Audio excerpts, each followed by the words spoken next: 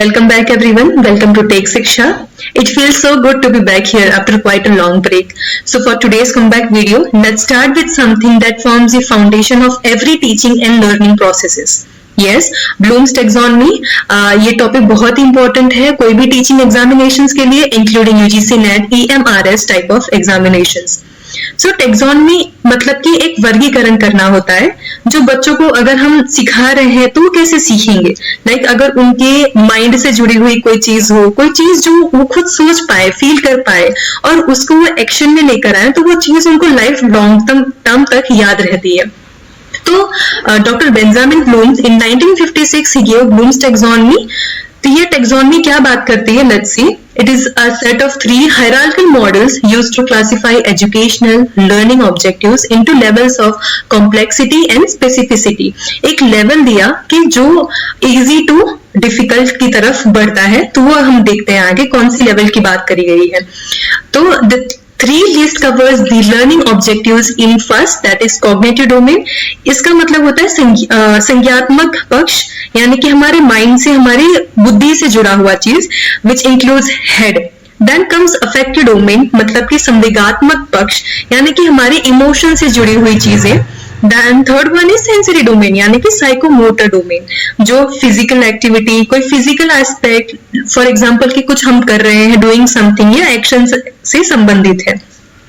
Now the main objective of this was कि हमारा जो हेड, हार्ट और हमारा जो बॉडी है यानी कि हैंड, मतलब गांधी जी भी बात करते थे 3H की, मतलब हेड, हार्ट एंड हैंड. तो उसी की बात यहाँ पे कॉग्निटिव, अफेक्टिव और साइकोमोटर डोमेन में करी गई है. Cognitive domain, affective domain और psychomotor domain, all the 3 domain are interconnected with each other. इसको याद कैसे करेंगे, आपको पता है टोपी, CANT. तो हम इसको लर्न करने के लिए कैप की तरह याद कर सकते हैं. C stands for cognitive, A stands for affective domain and T stands for psychomotor domain. तो इस तरह से इन तीनों का इंटरेक्शंस होते हैं. और in today's video we'll be studying deeply about cognitive domain. Also ये जो तीनों डोमेन्स हैं वो डिफरेंट लेवल्स में डिवाइड करे गए हैं. जैसे कि कॉग्निटिव डोमेन है वो मेनली 6 लेवल में डिवाइड करा गया है, affective domain in 5 categories and psychomotor domain in 6 categories. सबसे पहले देखते हैं कॉग्निटिव डोमेन को. तो यहाँ पे आप एक ट्राइंगल देख सकते हैं जहां पे knowledge, understanding, application, analysis, synthesis और इवेल्युएशन की बात करी गई है. फ्रेंड्स, ये है नाउन फॉर्म में, मतलब एक प्रॉपर नेम दिया गया है, not in verb form. Benjamin Bloom in 1956 give this triangular levels of cognitive domain.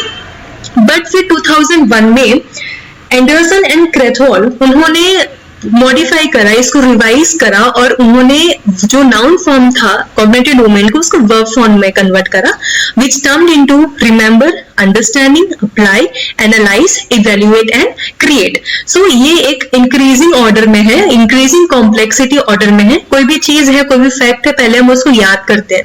Then after that we try to understand the meaning of that fact, right. After that we apply that fact in our day to day life and उसके ideas को apply करते हैं. Apply करने के बाद हम कोई भी चीज को एनालाइज करते हैं. We break down information into component parts. उसके बाद हम इवेल्युएट करते हैं, like judging the values of information और आइडियाज. जो भी आइडियाज है, इंफॉर्मेशन है, उसको जज करते हैं, इवेल्युएट करते हैं. इवेल्युएशन के बाद we create combining parts to make a new whole. मतलब कि हम we according to some fact अगर हम उसको अप्लाई करके कुछ क्रिएशन करें, that will come into create. Now deeply study करते हैं ये 6 लेवल ऑफ कॉग्निटिव डोमेन का. First comes remember. रिमेंबर मतलब to recall basic facts, terms और कॉन्सेप्ट्स. फॉर एग्जांपल कि अगर आपको फैक्ट बताया गया, सोलर सिस्टम के प्लैनेट्स बताए गए और आपके टीचर ने कहा कि come on list out the planets of solar system, that is your remember, आपकी याद करने की क्षमता. Then comes understand. अंडरस्टैंडिंग मतलब कि एक्सप्लेन आइडियाज और concepts in your own word. अभी अगर आपने पूरा बेंजामिन ब्लूम का कॉग्निटिव डोमेन पढ़ा, समझा और फिर आपसे कोई पूछेगा कि please explain cognitive domain of Benjamin Bloom, तो आप अपने हिसाब से, अपने आइडिया से अगर उसको समझा पाए, that is your understanding level. Moving further towards application and analyse.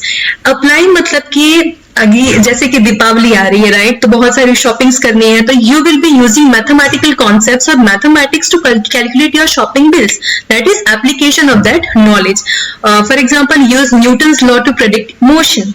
Then comes analyse. Analyse करना मतलब कि अगर हम फोन खरीद रहे हैं, कोई भी इंस्ट्रूमेंट्स एप्लीकेशंस खरीद रहे हैं, तो we will be comparing two of them. मतलब किसकी रैम ज्यादा है, किसका कैमरा की क्वालिटी ज्यादा है, एचडी किसमें है, तो comparing to mobile phones before buying one. Example में दिया है कि compare the structure of animal and plant cells. तो you will be getting the idea of analyse. Then comes evaluate. Evaluate is deciding which institute is better for PhD and why. हम कोई भी college में, कोई भी school में when we go for admission, तो हम ऐसे ही नहीं जाते. उसके पहले हम evaluation करते हैं कि उनका NAAC का क्राइटेरिया क्या है, NAAC accreditation मिला है या नहीं है, which are the faculties over there, पढ़ाई किस तरह से होती है. अगर PhD भी करना है तो हम बेस्ट इंस्टीट्यूशन देखते हैं, right? That is your evaluation. Students का इवेल्युएशन टीचर्स करते हैं थ्रू एग्जामिनेशंस, उनके बिहेवियर पे, ऑब्जर्वेशंस पे. That is evaluation, means break down और उसको समझना. Then comes creating. क्रिएटर्स होते हैं, कंटेंट क्रिएटर्स होते हैं, या तो फिर खुद की पोएम लिखो, स्टोरी लिखो, कुछ न्यू इन्वेंशन करो. That is creating a new thing.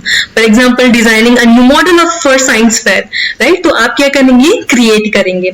So friends, हमने मेन कॉग्निटिव डोमेन के यहाँ पे 6 लेवल्स देखे, विच starts with first remember, second understand. Understand करने के बाद हम वो नॉलेज का एप्लीकेशन करते हैं. एप्लीकेशन करने के बाद एनालिसिस करते हैं. एनालिसिस करने के बाद इवेल्युएट करेंगे कि कैसा रहा, कैसा नहीं रहा. ठीक है? इवेल्युएशन के बाद we will be creating a new idea और new concept. So here comes a question for you.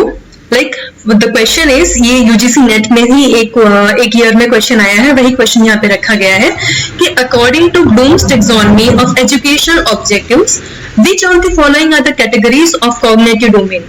Option A is receiving, B valuing, C application, D knowledge, E organization. So I hope अगर आपने ऊपर का सभी अच्छे से समझ में आया होगा लेवल्स, तो आप इजीली आंसर दे सकेंगे. So the right option is option C and option D, application and knowledge. Friends, ये आपके लिए क्वेश्चन रहेगा. This will be your homework, जो आपको कमेंट करके इसका आंसर बताना पड़ेगा कि which of the following activities best exemplifies the applying level of Bloom's cognitive domain. Options are given. Option A is memorizing a list of scientific terms. Option B, explaining the theory of evolution. Option C, using a mathematical formula to solve a problem. Option D, critiquing a piece of literature.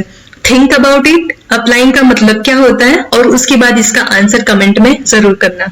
If आपको content अच्छा लगा हो, do like, share and subscribe my channel. Also do share with your friends who are preparing for UGC NET examinations. Thank you. Thanks a lot.